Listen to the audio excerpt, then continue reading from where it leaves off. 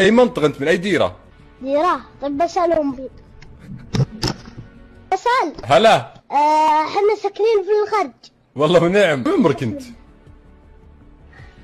طيب دقيقة بروح اقول لهم. 5 عمري. والله 5 ما شاء الله العمر كله يا رب. ما تقول اسم امك، لازم تفتخر باسم امك. طيب بسأل امي. طيب الو فيصل. هلا. تقول عقب. انت تشجع اي نادي؟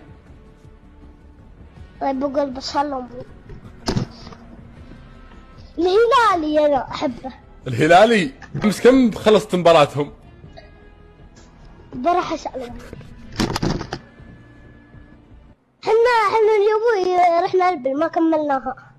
كم دركتها انت؟ بروح اسأل امي.